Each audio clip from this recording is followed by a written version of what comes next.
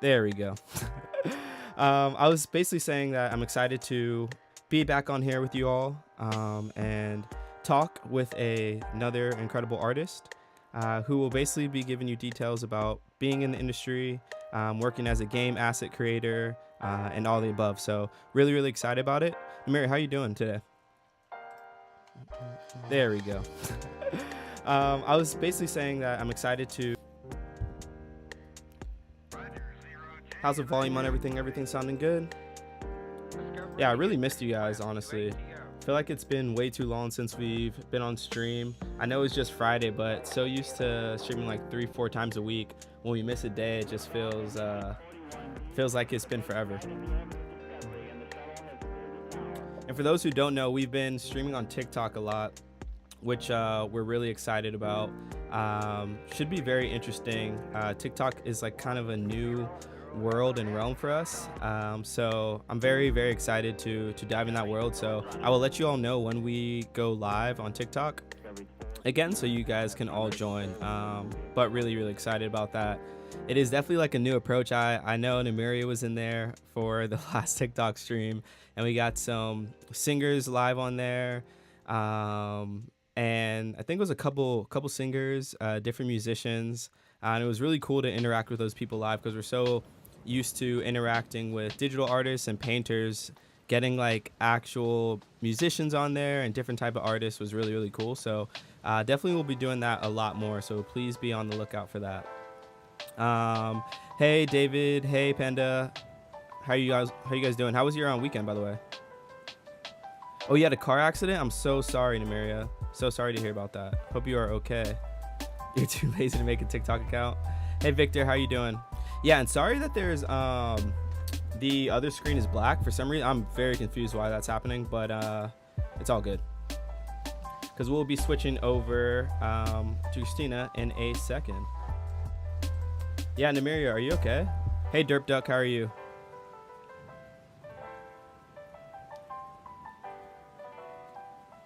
Yeah, but happy to hear that you're okay, Namiria. Sorry that you had to go through that. Yeah, I'm doing good as well, Victor. Nice to see you back in here. Oh, also, for the people that are in here, remember that we do have the challenge going on right now. Hey, Hypercrystallize, how you doing? We do have a challenge going on right now it's called nature themed, essentially. So the winner does get a cash prize, so please submit to it. In the future, we are looking for the cash prize to keep going up and up. So excited for that because we want to reward everyone who's active on here, and doing these challenges are fun, not only for us, but it's also nice to give you guys new challenges so you guys can constantly be creating, because I know a lot of people get art block, so it's nice to get you guys out of that. A truck almost ran you over. I managed to pull away from it before it did any more damage. Wow, I'm so sorry that you yeah, that is terrifying.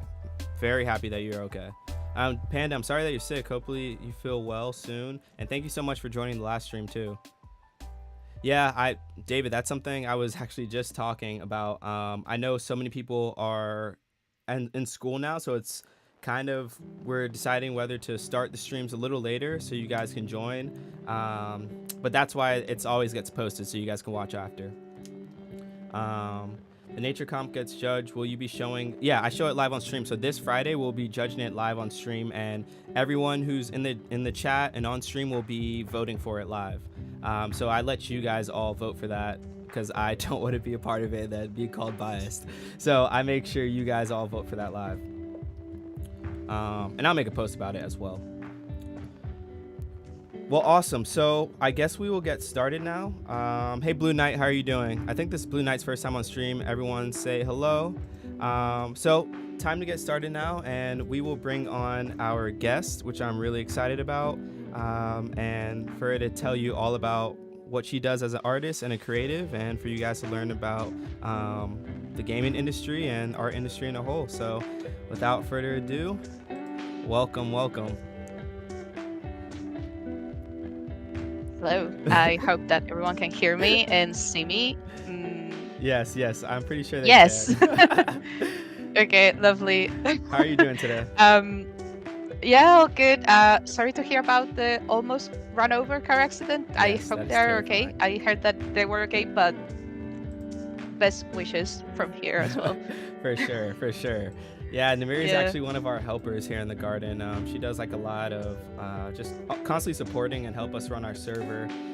So yeah, definitely never want anything bad to happen to any of the gardeners. Or so glad you're okay, Namiria. That is a very close call.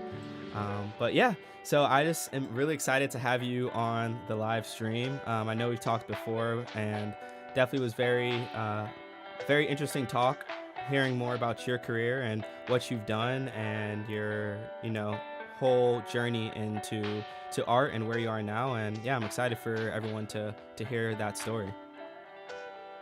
Yeah, it's lovely to be invited again, honestly. Yeah, I'm quite excited. I did mention earlier, it's my first time doing any live stream, so if I get stuck or stutter a little bit, just bear in mind, please. I promise they aren't mean. They're very supportive. So without further ado, I guess you can get started, and if you want to tell them a little bit about who you are and a backstory on you, and then yeah, feel free to go in as depth as you want. That'd be nice for them to connect with you on that level. So all right, so first my name well, handle is Nervolution Kurisu, but my actual name is Cristina Oceja. I'm originally from Spain, but I'm currently living in the UK for work and sort of like life related motives. Yeah, I've been an artist since I can remember, which I think most artists can relate, just like drawing when you were little and just watching cartoons and all that stuff.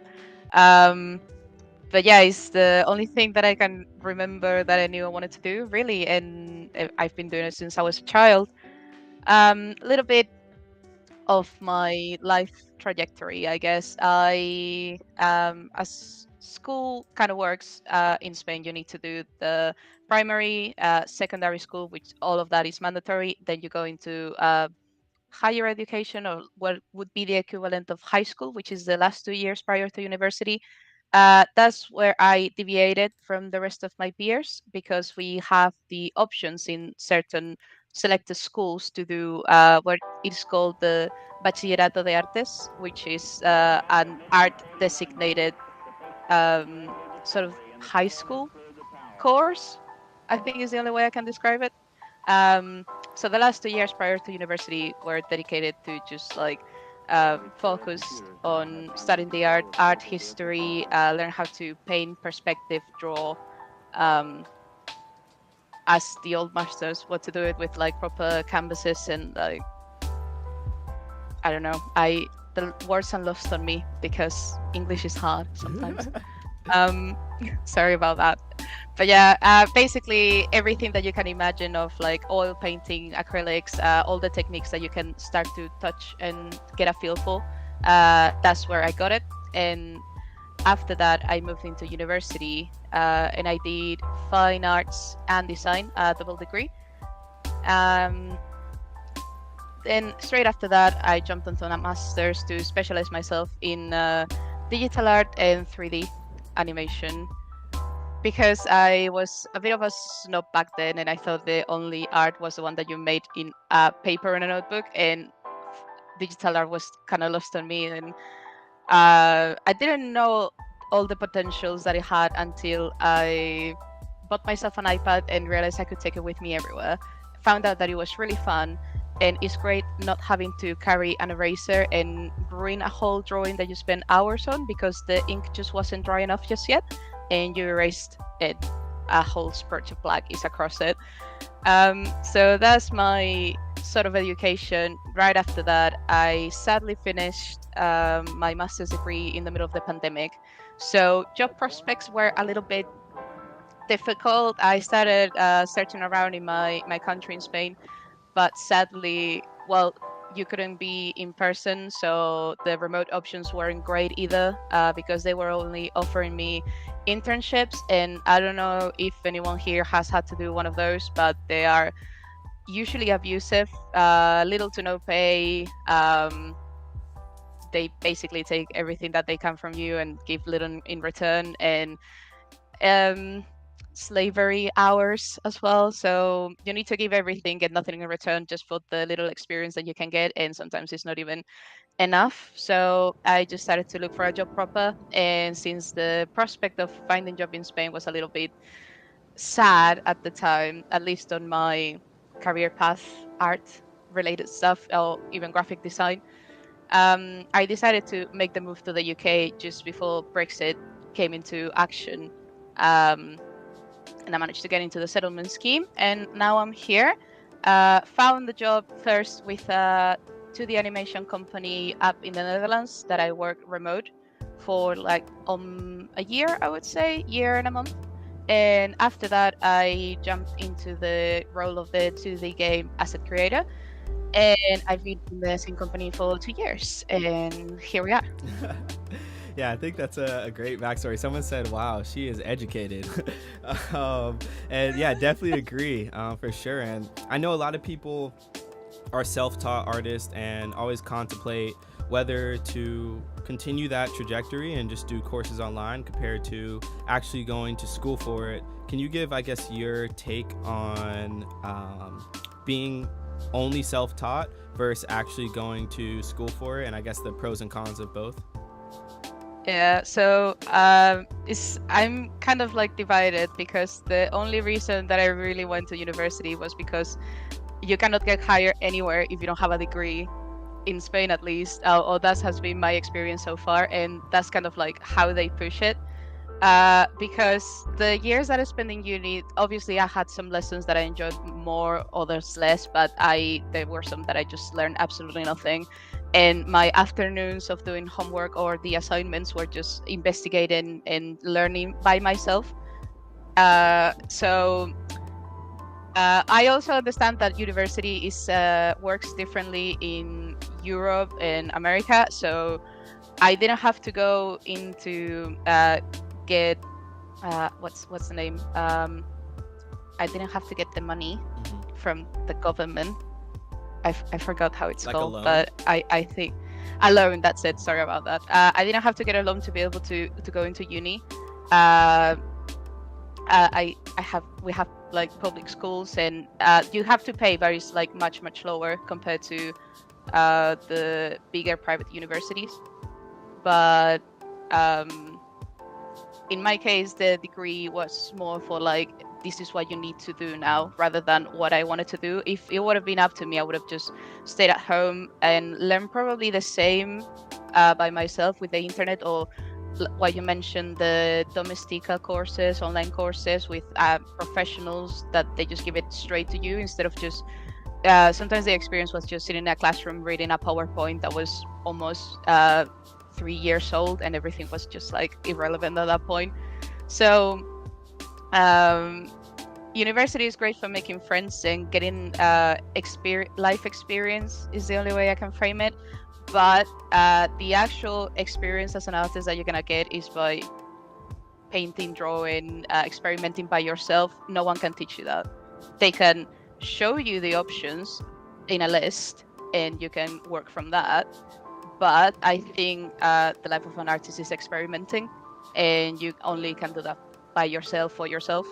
So I say the self-taught route is the one that I would have chose if I had my way. Yeah. Yeah, and I think a lot of people typically I feel like feel have a similar sentiment when it comes to that, and which is really interesting because I feel like in the times that we're in, especially when it comes to art, you aren't really looked down upon if you don't have a degree, especially if you can just learn it, in some places. Like obviously others it's like, hey, you might need this to get here, but I've definitely seen in this field and different fields that now in our generation it seems like that isn't something that's really pushed as hard anymore, which I really kind of agree with, especially if it's a certain type of career you're going in where you necessarily don't need to do that, especially when it comes to like say schools in America, which are just really expensive. If you don't have to pay all that to get in to go through these classes that may potentially not help you, why have to do that? So I definitely, I think it relates hearing your side as well. And I think a lot of people take something from that. And as far as the internships, I think that's another, I want to talk a little bit more about that. Do you think it is worth it at this point to do internships? And do you think it's worth, even though it is technically free labor, do you think the experiences are typically worth it in the end?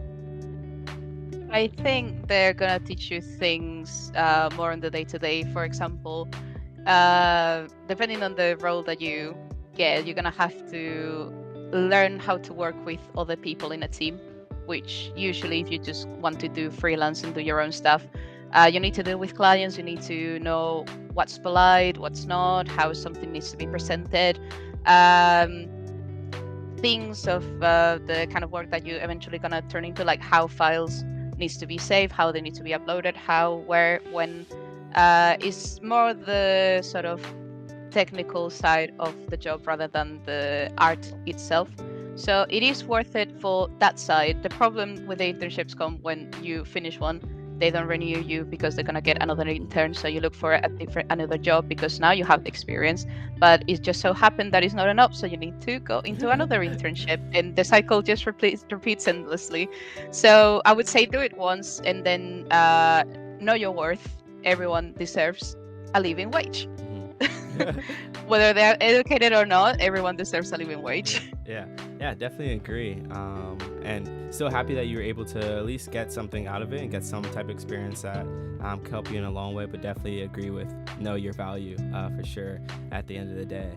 And going into your profession now in the gaming side, is this something that you've always been interested in, like games when you're younger, and were you always thinking of this is something that I want to do? Or was it until you got further in your education that this was like something that truly interested you? I think I sort of stumbled into it on my first year at university because my life path always sort of was aimed at, oh, I want to work in animation. Just do the animation. I was a big fan, well, still am, of the Studio Ghibli films, the old Disney films as well.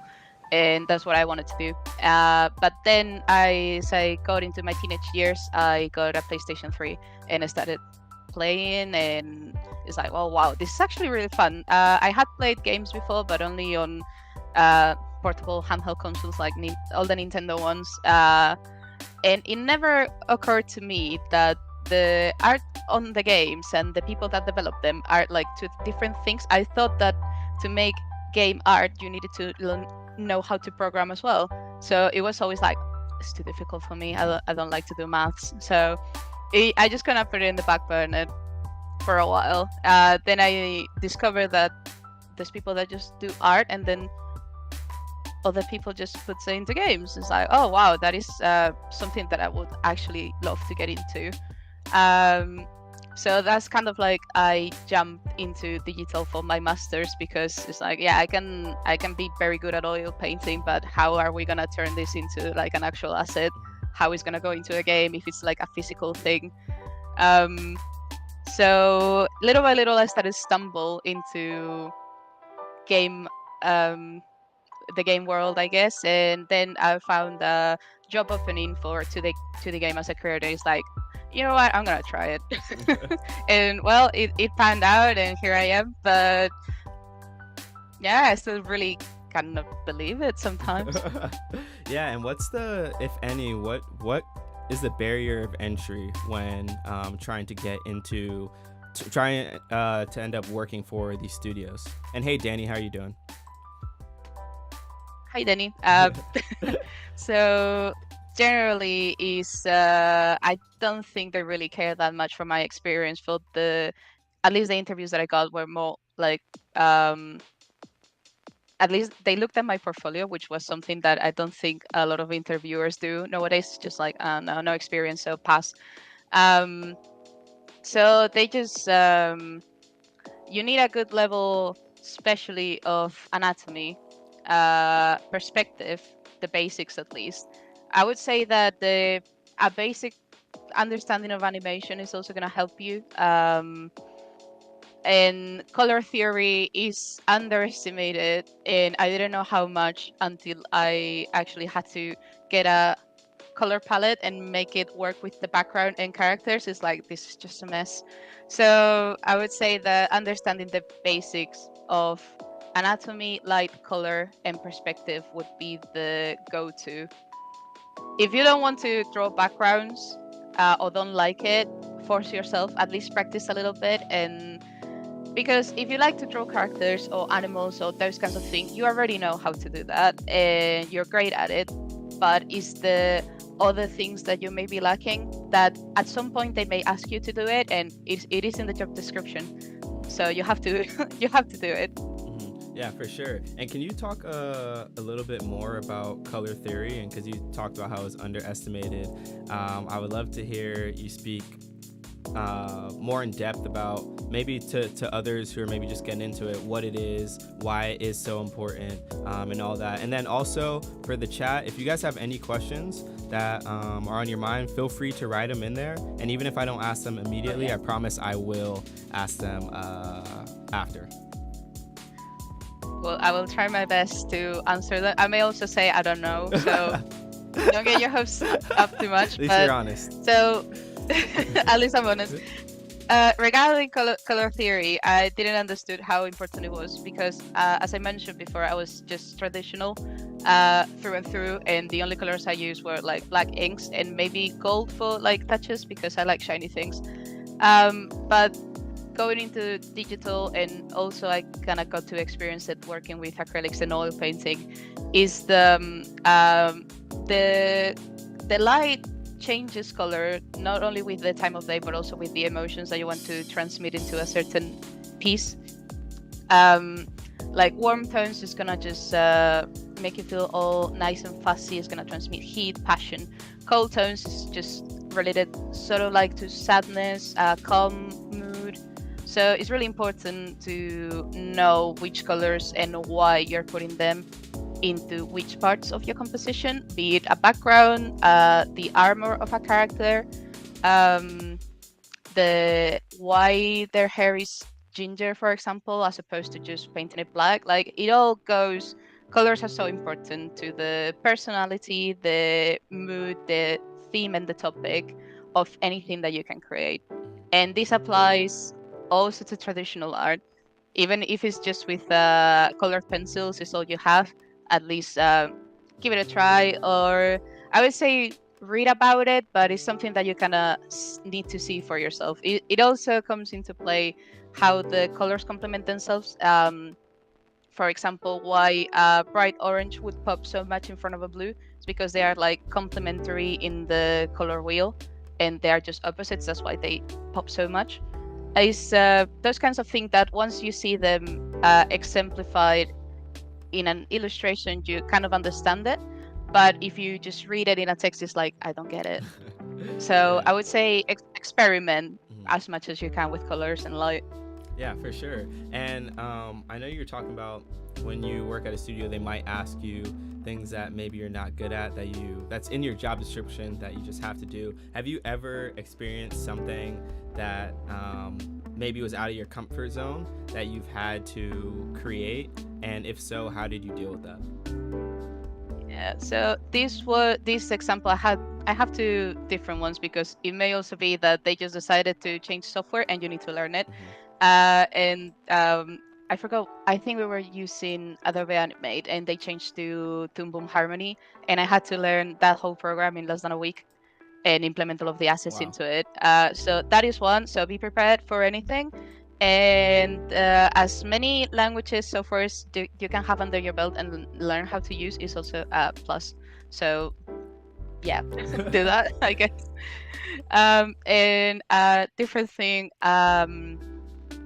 This was with a client that wanted an illustration of a particular character with animal that they described, but they didn't. It was like a fantastical creature, and they gave me like the animal parts. That, for example, the head of a deer, the body of a lion, the claws of a hawk. Is like, okay, and I need to do that. So I needed a crash course in comparative anatomy to make sure that all that creature looked believable enough that it could actually be alive and breathe, as opposed to just like, I don't know, a Frankenstein sort of monster. So that was fun, but yeah, I was completely not prepared. I underestimated. I gave them like I can get it ready by this point, like the deadline, and I underestimated that, so I had to rush it. I managed to do it in time, but yeah, it's being an artist is be prepared for absolutely everything, because they can ask you anything and you need to deliver it somehow. Yeah, that I completely agree for sure. And you don't want to not be prepared for the opportunity that presents itself. That is the worst. Not being prepared and not being able to step up to the plate in something that may skyrocket your career. And a question from Hyper Crystallized said, when it comes to getting into the game studio, where do you suggest starting? I've been working on trying to start freelancing, though, through various game asset stores. What are your thoughts / suggestions? So, personally, don't know exactly which type of assets are you into, if it's 3D, 2D, but like I think the same applies for everything. Just try to put not the assets by themselves as like, this is a potion, a coin, this is a chest, this is, just make everything into a whole project. Imagine your own world, your own game project. Like this is a world where everything works out of the walks that bees produce. So everything is honeycomb shaped, bee theme, and it's a matriarchy, and everyone works for the queen, and kind of like integrate everything into a same project. That's probably the best advice I think I can give. Yeah, and what's your reason for that? Because something with the studios is that they like to see that you can work coherently between, if you can make a potion, it needs to fit into the game, and you're gonna be working on probably 2 or 3 different games at one point, depending on the studio and the number of people that are working with you as well. But you're gonna need to jump between back and forth, and they need to know that you are consistent with the thing that you're working on. For sure, yeah, that definitely makes a lot of sense. And before I hope I answered the question. No, I think that helps. Hypercrystallize, if you have anything further, please ask more. But it definitely makes sense, because I could see if they were only seeing like individual projects or individual potions and all that, they could, yes, that you might be good at it, but being able to see a whole project that is cohesive and just kind of intertwines with everything, I feel like would make them have more confidence in hiring you, because they know that if and when we give you a certain project and it has these certain parameters and this theme, you would be able to execute and make sure that everything you did create kind of just fell in line with it. So I think that definitely is a great piece of advice. And going into like you getting into the like working for a studio, what I guess was the biggest surprise when you first entered the gaming industry for you? Well, I would say that I think I've been lucky because people are very nice and patient. I haven't been subjected to crunch, at least not to the degree of this is unbearable, but also that everyone is very creative and willing to make the best that they can. I would say, and this is more for the sort of higher ups that are making the decisions. Sorry, is that you can have a wonderful idea, your teammates can be all out for it, you can make a wonderful product, but if someone up the chain doesn't like it and decides that it needs to be changed, you're gonna have to swallow that pride and all that hard work that you put into, and you're gonna have to change it, because at the end of the day, you are creating a product, as bad as it sounds, because I just don't like to call art products. Um, and yeah, it's a job at the end of the day. Sometimes you just have to listen to the decisions and opinions of a boss that doesn't know color theory, for example. Yeah, I totally I understand. think that's the hardest part, definitely. But I think it can happen with any other job of like a manager that has a bit too much power, maybe. For sure. And talking about like being around other creatives, how has that helped you as an artist and a creator? That's definitely the best part, because everything is seeing how people use other techniques. Maybe they have a trick for the program or a special brush, maybe that they're willing to share with you, or just even I found this really cool anatomy book. Here's the link for you to buy it. I really recommend it. Or even sometimes at work we do sort of masterclass for an hour. Like if someone is specialized in a plugin for After Effects called Duik that is to the animation. We had a masterclass that one of my workmates gave us, so everyone could learn it. So it's something that after hours you can still feed off the creativity from other people, and they may spot something that you haven't seen. For example, it's like, oh, I think that character would look better with different armor or a different pose, maybe, or the anatomy is not correct. So it's just a nice feedback loop, and there's never any sort of malice. It's always like trying to help one another, and I think that's definitely the best part. Yeah, for sure.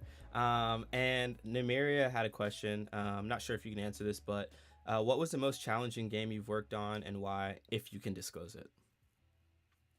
I'm afraid that I have everything under Yeah, NDA, that, yeah. non-disclosure agreement. But I can sort of like talk over it. It was sort of like a puzzle game, and the way that the levels were divided was just like um, big screen with each level. And I was working with the dev, and the problem was like we need to put a certain character as the main one, and the product owner at the time gave us this is the character.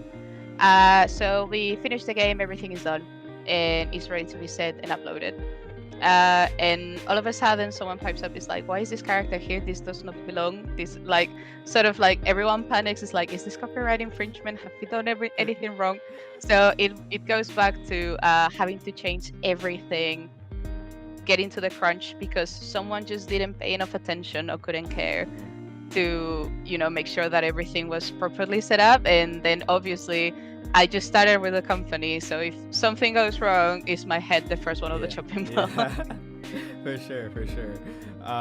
And also, like I was saying before we hopped on here, if there's anything you don't want to talk about or even feel like you don't want to talk around it, don't feel pressured at all, because I don't want anything to happen on your end. So yeah, if you no pressure for these questions. It's fine. Like Okay. as long as I'm not saying names or Okay, titles, okay. or I think we're good. Okay, perfect. Blue Knight had a question. They said, when you make your own game assets, do you make multiple sketches first before creating the final assets that work for you in the programs you use? And if you do, and I don't know if you have any of this on ArtStation, maybe this will be a good time to go over to ArtStation and show if you have those sketches that then lead to the final product. I'm not sure if you do have that on there, but I sadly only put the finalized things. I have plenty of sketches that maybe I can send you through the DM on Instagram, okay. and you can show them. You can Maybe of the because things remember that you I'm. can share your screen too. So Yeah, but I have them on the Okay. big one. Yeah, This then is yeah, for just sure. Yeah. so it's just I'm a bit of a mess with too many No, things you're fine. at some point. But to start, while I send these things, to start answering the question is yes, as many sketches as you can get, and I would say that is never enough. If you think that you have work over an idea of like a spherical, I'm just gonna use the potion flask again. Spherical potion flask, just keep stretching the flask up and down and wide, and change the top of the bottle as many times as you can. The more options that you have, the better, because then when you see them all spread out in the same page or over multiple spreadsheets, you're gonna see, I want the neck of this bottle, I want the shape of the body of this one, and I want the shape of the rope around it from this one. You merge it into one, and that's when you get like the ideal one that you know is gonna work the best because you tried absolutely everything. So yeah, my advice is sketch as much as you can. Never enough. For sure, for sure. Yeah, I think a lot of people. We had like a concept artist on here, Panda, actually last time, and she was just explaining how even like her first sketches, how they can literally be almost like unreadable or illegible, I think the right word is, but because it's like you just want to get that idea out, no matter what. So even if it's something that you're maybe not be proud of to show, at least have it and are able to get it out. You know what I mean? So yeah, I thought that was really interesting. Let's see, and then did you end up sending? Yeah, I'm just dropping them in the cool. chat at the moment. Sadly, it's gonna be no one worries. at a time. Yeah, but, yeah. We'll take time. I guess in the meantime, we'll go back to that. Victor said, "What's your favorite game of all time?" And I guess to go deeper into that, maybe a second follow-up question is, what game has inspired you the most as an artist? Oh Christ! That's a tough spot to put me in. If I really have to, I would say it's probably Fallout New Vegas. Mm-hmm. I think I've played it probably around 7 times at this point. I just never get tired of replaying it, and it's absolutely brilliant every single time. It's a shame that it's so glitchy still. I cry, my heart hurts, but yeah, and inspired me the most, I would say probably is a tie between Pokemon, like as a whole series, because I have just grown up with it, Animal Crossing and Dragon Age Inquisition, or the whole Dragon Age saga. It just like throw me straight into getting into actual tabletop gaming with D&D. And well, the fact that I can just create my own character is just like the icing on the top. So it's just everything is art of my character doing wonderful things. For sure. And at the moment, I'm just deep into Baldur's Gate Hell, and that is gonna surpass Dragon Age Inquisition in the top favorites in no time. And what game is the last one you said? Dragon what again? Dragon Age Inquisition is from BioWare, but EA is kind of like got his claws around them at the moment. So I don't know what's gonna happen with the whole saga. I hope that it pulls through. For sure, yeah. Hopefully it does. BioWare, did they make BioShock or no? Is that no? BioWare made the Mass Effect saga, and the most recent thing was Anthem.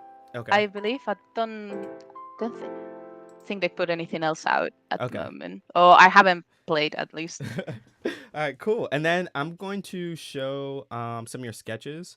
Let me switch the screen. If you want to talk, I guess, a little bit about them, we can go, I guess, back into like Blue Knight's question that they had earlier. Yeah, so I'm guessing they're like on screen at the moment. Yes. So lovely. So this particular was just like the getting to design, sort of like they gave me ample decision making opportunity. They just needed a character that needed to be on screen. It's like, okay, I can design whatever, and I just decided to go for this sort of pastry witch sort of design that I call Eclair, and I love her very much. Um, but yeah, they just the chibi sort of style. I kind of wanted to make it as detailed as I could, and I'm trying to find the actual final. There we go. Design. There we go. That I also just sent. You just sent? Yeah, it's just the final Okay, illustration. cool. Oh wow! So this.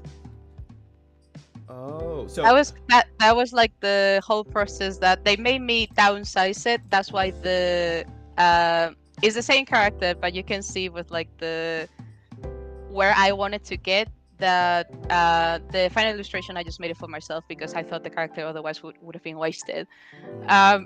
But yeah, they just like just a tiny little thing yeah. like character, but yeah, all the expressions, all the accessories that she can have, the grimoire, her wand is also like a really big spoon that she uses as a broom as well. So everything sort of like works together, and then you just get the final illustration. In this case, for myself, like the game looks different. I cannot show that, sadly. Yeah, all good, all good. But it's sort of like this sort of vibe of finality that I give to my work after the sketches. So and yeah, I want to ask, like, what is the hardest part about dealing with commissions compared to working with like game developers studio? Yeah, so the commission side is hard because you don't know when your next commission is gonna be. Like you may have, I have the luxury to have some very lovely and loyal clients that they just like make a new campaign of D&D, or they get a new game that they get excited about. It's like, can you please draw my character, or this just got released, or this is a present for my grandma, for example. And if they have a art necessity, they usually come back to me, which I highly appreciate, and all the love to them because they're just the best. But yeah, the hardest part is not knowing if it's something that can be stable, especially starting out, because also you need to fend for yourself. You are the one that has to send the invoices with your own prices. You need to be the one to argue that you're worth it with the client, because sadly there's also a lot of people that just take advantage of starting artists, or just artists that don't value themselves as high, because if you put lower prices, more people are gonna crowd you, obviously, because it's cheaper. But I just think the people that just take advantage of they're just the worst sort of clients of like like I want a detailed piece render, and I want a whole turnaround of it for like $5. Yeah, it's like, mate, I'm sorry, but that is not how that works. What's funny about it though is that is so true though, that typically the pieces or the clients that I guess like are a little less pricier than the, say, like studio budget and stuff like that, are usually like the most strict and I guess I don't know how to describe it just in a nicer way, but usually like kind of how you said are the ones that want everything in a certain way, for which you should want a certain thing for your project, but also understand the value of the artist and the value of time, and if you're paying less, you can't expect the premium, you know? But I do think sometimes it is, when you are first starting out, I think it may be okay to start at that lower price to get experience. But as you go, kind of like with the internship, it's like you get the experience at maybe a lower rate, but as you understand your value and get your resume building, that's when you, I guess, start going higher and higher and can't really do things for any less anymore. Yeah, exactly. But yeah, that's definitely the hardest bit. Like you're gonna have to fight it for yourself, and you need to know what you're worth. And I will always advocate for, if any here in the audience is doing commissions or want to start and doesn't know exactly where, just look up how the hourly wage is worth in your local area, country, or city, or anything that you can like search up online, Sure. and just put the same price on your time, because Yeah. it's time that you have to put on it. For sure. Someone just said, Hypercrystallized just said, I know a cover artist who says paying an artist is not just paying for the product, but the hundreds of hours of learning and work that went into being able to make the said product. That is a great, great way of expressing that. And then before we dive in more, one more question someone asked. Darulu said, they said, but I'm curious if the gaming industry prefers 3D artists more than, I guess, 2D artists, or they hire any kind of visual artist. And I guess they're asking, should they prepare for learning 3D? I would say that it's a nice thing to have. I have the luck, I would say, that my job description only includes 2D stuff, but I have the 3D knowledge if in case I need to put it on play. And it's not a sad reality, but it's just reality. The reality is that a lot of games, if not most of them, are being done in 3D. So it is just worth it just to have at least the very basic knowledge. Yeah, for sure. 100%. Because there's a likely chance that if you want to get into gaming, at some point you're gonna have to do anything in 3D. You may start on 2D, but we all know where it's gonna get done. Yeah, for sure. Cool. I guess this is a good time to get into some of your portfolio. I'm just gonna change over the screen. So you are in control of obviously your screen now. If you want to get into whatever one you want to get into, and I guess we can talk about the process behind it. And go from there. So this is a little sneak of one of the games on pixel art that I kind of show, but that's all you're getting. Sorry. Oh god, where to start? Let's say that, well, as you guys can see, I'm kind of all over the place sort of artist. I like to try many different styles. Like this one was a study of one of Legend Decker's painting that I just turned into sort of like a Barbie and Oppenheimer poster for when both movies came out. And oh yeah, typography. You need to learn how to put titles and letters. Don't judge based on this, because this was just like, oh, this looks nice. But I need to learn, or at least get better at it. But it's also important. But yeah, just I like to try many different styles. I'm getting into like the textured sort of like brushes at the moment. I started with I don't know what's the oldest piece that I have in here, but it was just basically, since I came from traditional, I just like to do lines, very thick black lines at the beginning, and I'm trying to move past it and just not do as much cell shading. Could be like just planes and do more gradients and rendering and all that sort of stuff. But yeah, this is meant to be my portfolio showcase for professionals, but it's just like fun art that I just sort of like to do. Yeah. And animals, I like to do animals as well. Experiment with different sort of shapes and ways to do lines and shade. So yeah, so is there sort of a little bit of that? That's like kind of similar to what you would do for creating game assets on here? Let's see.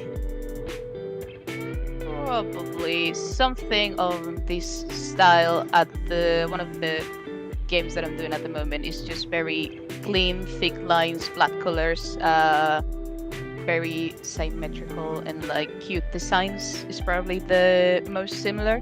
So if this was a game asset, for example, like the menu, it would be animated and bubbles would move upwards, the same inside the bottle.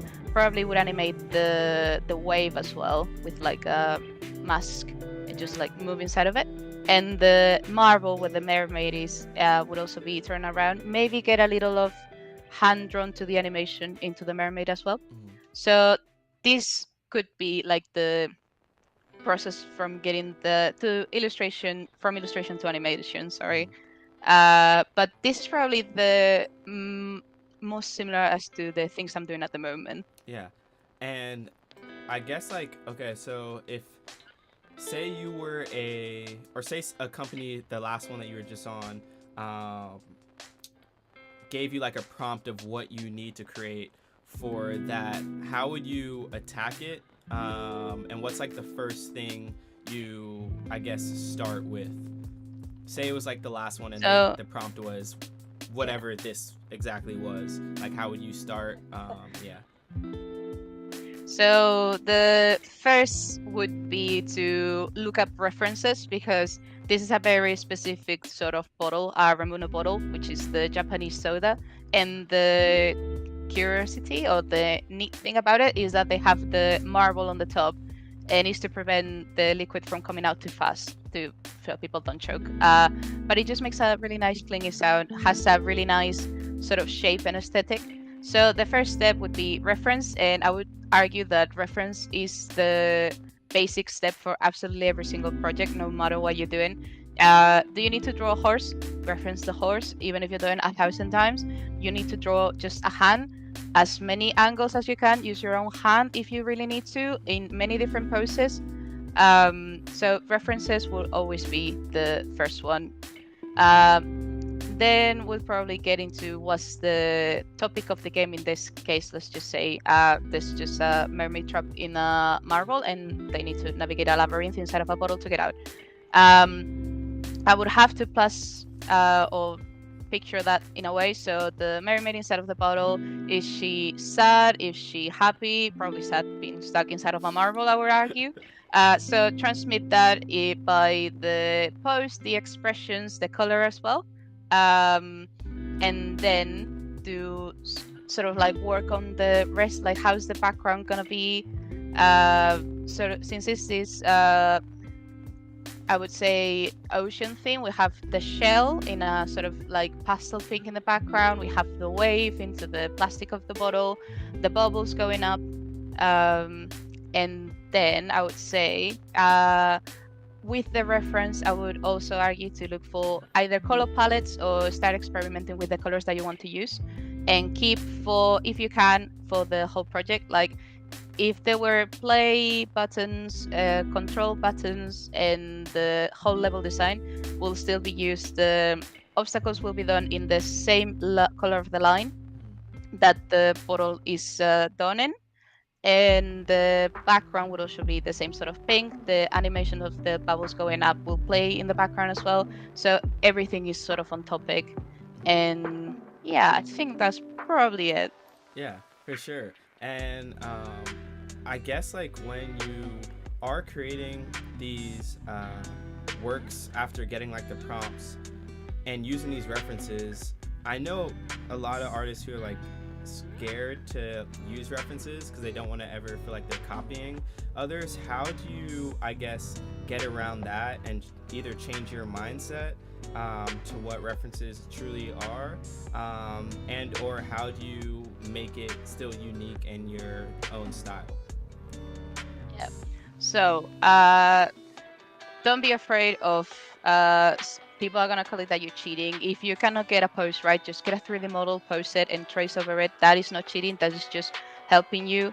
If you no one, and if they're telling you, they're lying to you. That the old masters of Renaissance and different periods didn't like use models, and they just like got in front of the canvas and painted everything. That is a fat lie.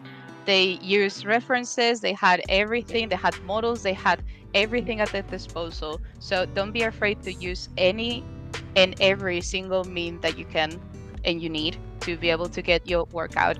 Now, in regards of copying, I would say that there's a difference between referencing and just straight up copying that I've been subjected, and I've seen people just like straight up tracing over the drawing and just calling it theirs. That is tracing. That is, please never do that. Is not something that you should do. And if you do it because you find a cool pose that a different artist has done, you keep it to yourself. You know it's practice. So, for example, if any of you find anything on my ArtStation or Twitter, X, Instagram, and you like a post and you're like, oh, I would like to see how she has done it, and you want to get that picture and trace over it to practice, that is completely fine, because you're doing it to improve yourself, to practice, and it is for you at the end of the day. The difference would be when you just like get that and say, look guys, look what I made. Yeah. Yeah. For sure. And how many references? Sorry, I didn't mean to cut you off. No, that was it, I think. Yeah, I don't think I got anything left to say. Alright, awesome. And how many references do you typically use per brief that you attack? So, for example, in the one with the pastry witch, that was like a whole bakery. I just took time out of my day to visit local bakeries and see how the sweets were displayed, the sort of color that they have, because obviously they change because each pastry is unique, and for how long it's been baked, if they have put chocolate on top of it or not. So I would say that one was one of the more complex ones. So I would say that had around 120 different images for reference. This one on the screen with the little mermaid in the bottle, I would say that was around 20-25 more or less. Oh wow, yeah, 100 is that's a lot, but I see how it would be worth it, because you'd be able to like really hone in on what exactly you wanted and then go from there. So yeah, definitely makes sense.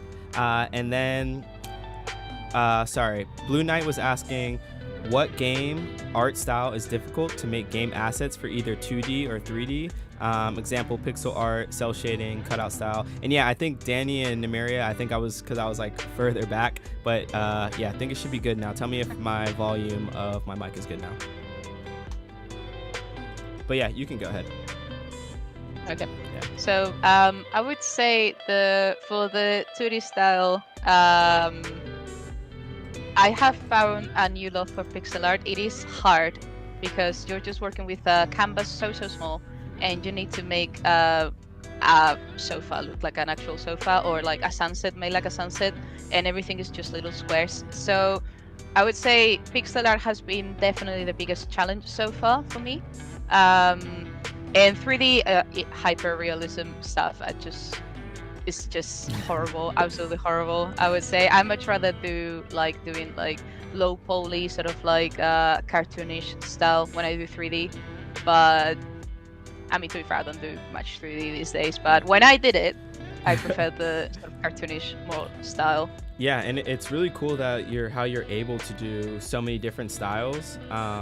Because when you showed the pixel like kind of art in your background at ArtStation, I didn't even really knew you did pixel art, and it kind of just goes to show that you need to be ready for anything as an artist. And what was, I guess, for you in the like 2D space, what has been the hardest like one to learn? Is it the pixel, I'm guessing? Oh. Pixel was really difficult, but I think still the hardest always goes to sort of like realism. It doesn't necessarily needs to be hyper realism, but to get the shape of a face right and learn how to, like, for example, I think that sort of in the render kind of realistic, still cartoony, it would be this one is learning how to render and where to put more or less. Can I zoom in this website? I don't think I can. I think you. So here, I don't know if you're on what keyboard you have, but on a Mac keyboard, I think it's Command and then the plus sign. Well, let's give it a go. No. No. Oh, okay. It's just the rest of the website, but not the image. Okay. But it's a shame. But basically, is learning where to. The face is in this case is the most detail, alongside with the hair. But when you come down to the tail, it's just like 1, 2, 3 big shapes of color, a couple of dots just to simulate the scales. I think the shading is probably the worst. I'm still working on it, and I don't see any end in sight for it. What's the hardest part about shading, and I guess the part that's hardest to like overcome when it comes to shading? Getting the light right, because you can see the light source comes from like top right, even though in the screen it's like the opposite, but bear with me. Top right, and you need to know exactly how the bridge of the nose is gonna project that shadow into that side of the face, taking in account that the cheekbone does like this sort of concave but is protruding on the edge. You need to have incredible knowledge of anatomy, on light theory, know how the light diffuses when it goes through the skin. Like you would see that if it goes through the ears of the top of your fingers, like they are more translucent, so it goes differently. And the hair as well. Hair is a pain to draw every single time. For sure. Well, that's it's really cool that even though you're in the industry and working, you still have challenges yourself. And I think that's something that people may not realize when they're not in the industry yet. They think like everything may be figured out by the time you're there and everything comes easy. Can you speak a little bit more about that and I guess how art and creation is a never-ending learning process? It is truly a never-ending process. Like you may believe that yeah, you see someone that is just working in art, being commissioned, so like proper game as a creator, concept artist, and it's like wow, they have everything under control. But then after a month, they post something and they somehow have improved. It's like how is this possible? And it's the same with absolutely everything. If I don't have them here in the UK, I have them back in Spain. If you were to see my notebooks from when I was starting to get seriously into art, I would say when I was 16, 17, wanting to make my life career out of it, you will laugh. Like at the moment, it's like, wow, this is the peak of my career. This is incredible. But I look at them now and there's a charm to it because I know I put a lot of effort, but they're not good. They're not good. So do you And it's exactly the same with everything. yeah. Like from the things from the beginning of this year, and also the mood that you may have influences a lot. Hmm. Because I can pinpoint on I just have the Mermaid Challenge in front of me that I just enjoyed much more working on this one because I had the challenge of the background and the Hmm. contrast of the mermaid with just the blue color palette than this one, which was it's still fun but be more plain Hmm. and more quick to work. I didn't enjoy it as much. Or this one that was just lines and sort of 3-4 colors. um I can always pinpoint the favorites and the ones that I enjoy the most. For example, I really also like how the crystal effect and the light effect came on this one. And this one is spooky, which I didn't know I was capable of.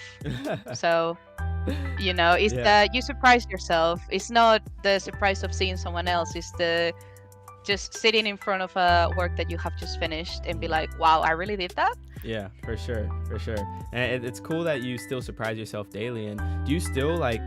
I know you talked about when you look at your old work, you're like, wow, maybe, that's not where I thought it was. I think everyone kind of goes through that. Do you deal with any imposter syndrome still as you're, still as you're in the industry?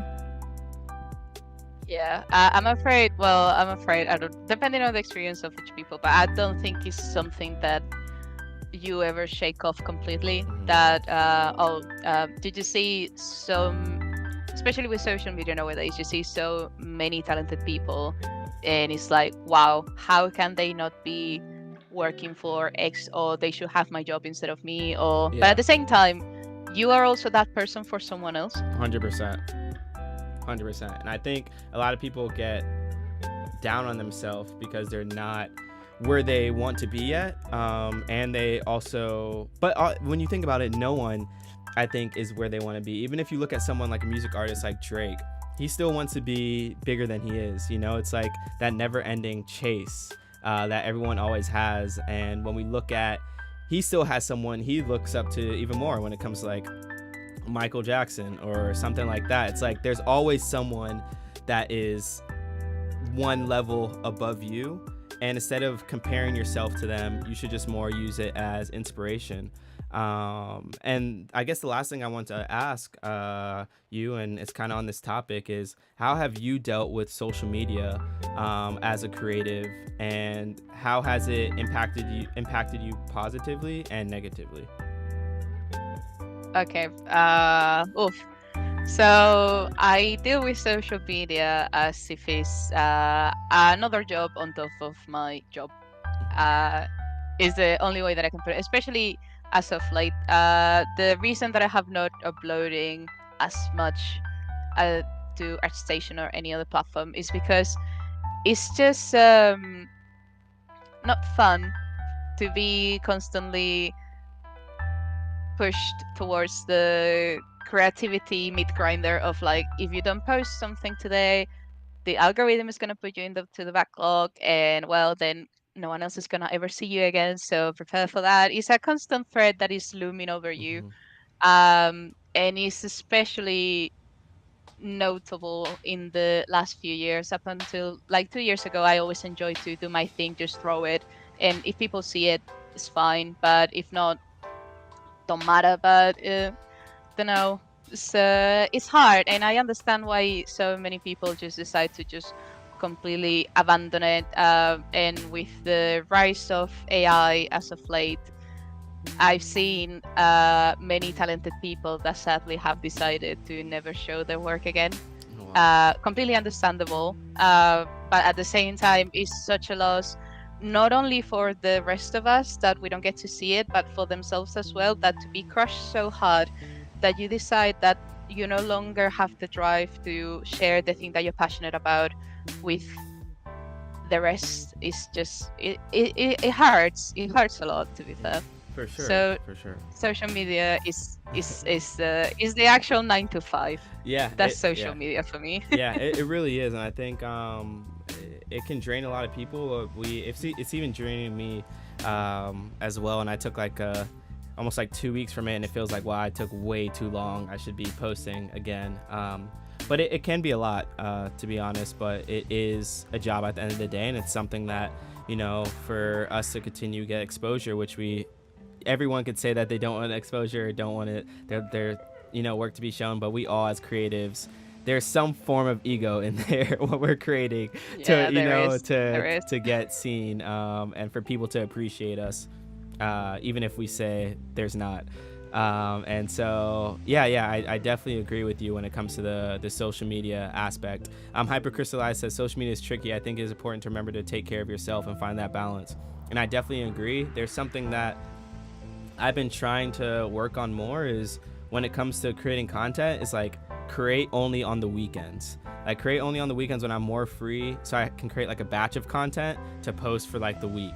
Because I think the hardest part is when you're trying to create content every day to post for the next day. That's when it just becomes like, this is way too much. But when you can create in a batch to then post, that's when I think is like the best, best going forward for yourself. So yeah, I definitely agree with that. And before I let you go, and we end this interview, I want to see if there's anything else you'd like to tell them, anything else that's on your mind that you feel like they could learn from. Yeah, really anything. Okay, so the absolutely best advice that people just say jokingly, but it is kind of true, is drink a lot of water and exercise. I know it sounds silly, but your body is at the end of the day your tool, and if you break it too much at the beginning, you're gonna feel the consequences later. But also, jokes aside, just create for yourself. That's the only advice that I can really give. Like, we've talked about social media and having to put like a good portfolio for work, but at the end of the day, art is something that you do it because you enjoy it, or at least I hope that's how most of you see it as well.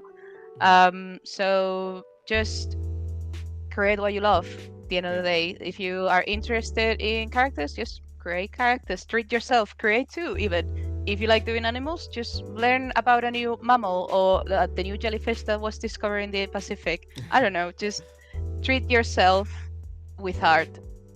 For sure. I definitely agree with everything you're saying, especially the last part and even the beginning part. I always joke around. I ask them, have you guys worked out today? Because I am definitely pro exercise and pro taking care of your body, because I think it immediately connects with your mental side, and how you feel. Because if you don't feel like you're at your best physically, then I feel like your mental kind of just connects with that, you know. And I think it then goes into like the creative side, you know. And they're all three, I just think, very, very connected. So I'm really happy that you said that. Even if you're saying it's a little joke, I definitely agree. And last thing I just want to say is thank you so much for being part of this. And if you don't mind sticking around after, once I end this, just want to talk to you for a second. But thank you all so much for being here, enjoying this interview, and I hope you guys could take something from it, which I bet you did. And we really enjoy having people like you on here, because our community gets to learn and aspire to be great and realize that they can do what they want to do. So thank you so much, and I will see you all on Friday when we will vote for the winners for the nature challenge, and we'll also be showing some of your work. So I hope you all have a wonderful rest of your day, and we'll talk to you all soon. All right, see you guys. Yeah. Bye.